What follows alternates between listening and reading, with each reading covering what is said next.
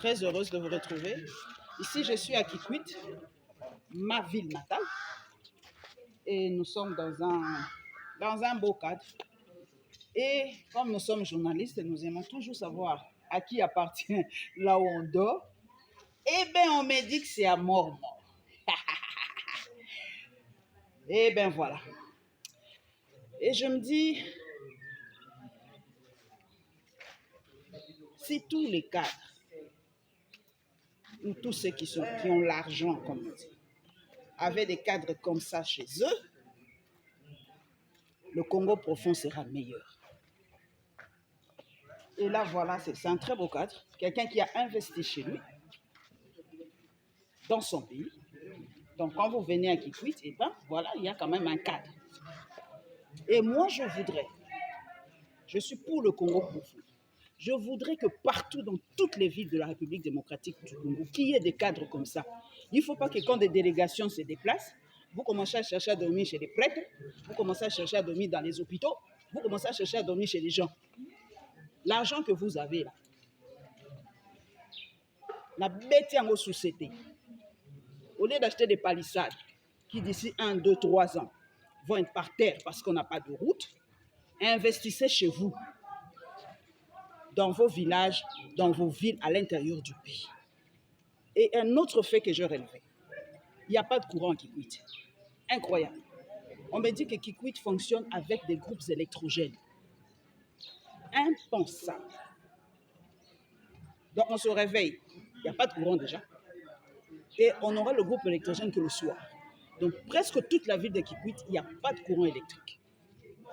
Mais ce pays, je ne comprends pas. Quand on nous parle de 1 à 2% de desserte en électricité, de fois, vous croyez que c'est de la blague. Mais dans une grande ville comme Kikwit, qui est le chef-lieu de la province du Kwilu, qui est ma province, il n'y a pas de courant électrique. Là, maintenant, est-ce que vous pouvez imaginer que voilà na ben Kikwit, Kwilu, pour qu'elle vienne? Est-ce que vous trouvez ça normal? Est-ce que vous trouvez ça normal? Il y a des choses que nous, les Congolais, nous ne devons plus trouver normales. On a accepté la normalité comme le quoi norme. Donc, tout ce qui ne doit pas être normal, nous, Congolais, nous acceptons ça comme normal.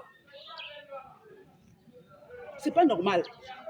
Ce n'est pas normal qu'une grande ville comme ça, pas de courant électrique. Kisangani, où j'étais, c'était la même chose. Pas de courant électrique. La connexion Internet, mêmement, ça bug. On ne peut pas travailler à l'intérieur du pays. Donc, les Congolais qui sont à l'intérieur du pays, je le dis, ne sont pas des sous-hommes. Quand vous venez ici, nous sommes dans l'incapacité de travailler avec le net. Toutes les maisons de communication, là, à l'intérieur du pays, vous ne faites rien.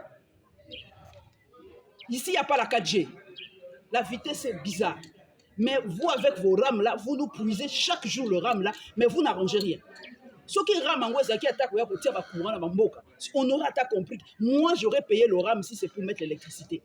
Moi, j'aurais payé le RAM pour qu'il y ait des hôpitaux. J'aurais payé le RAM s'il s'agissait de créer des écoles. Mais on ne sait même pas où va cet argent-là. Qu'est-ce que vous faites avec l'argent? C'est la première chose que j'ai remarquée ici. Le noir complet. Alors, 2023, mes chers compatriotes, votez utile. Bête bic à sentiment. Arrêtez de dire oh, je vais voter parce que c'est mon frère. Je le redis parce que je vais voter. Parce que c'est nous qui trinquons là, c'est pas eux. Quand il n'y a pas de courant électrique, eux, ils sont capables de mettre des groupes électrogènes, ils sont capables d'acheter du carburant, ils sont capables de faire n'importe quoi. Mais nous, c'est le peuple là qui donnons nos voix, qui trinquons. Arrêtons ça. Même si la CENI nous dit déjà que ce n'est pas possible. Corneille Nangaa n'est pas Denis Kadima. Vous nous avez dit que les élections seront là en 2023. Vous nous avez promis qu'il n'y aurait pas glissement. Vous nous avez dit que vous allez faire autrement. Changement de narratif. Pas question d'être dans l'ancien narratif. Les élections, c'est en 2023. Laissez le peuple sanctionner. Les 5 ans que vous avez passés là, laissez-nous sanctionner ça en 2023. On ne peut plus continuer. Ce pays ne peut pas mourir à petit feu comme ça. Ce n'est pas possible. Je suis très en colère. Puisque si nous nous taisons là, si nous sommes silencieux face à ça, nous sommes complices. Et moi, Paulette Kimutu Kimpiob, la fille d'Ivo Kimpiob, d'ici là, je ne suis pas complice. Je vais dénoncer. Parce que mon arme là, c'est ça. On doit dénoncer ce qui ne va pas dans ce pays. On s'est embourbé hier pendant 3 heures pour arriver ici. Vous avez vu les images. Ne peut-on pas voyager tranquillement dans ce pays en route? On ne peut que prendre les avions dans ce pays. 2023, tic-tac, tic-tac, tic-tac. À bientôt.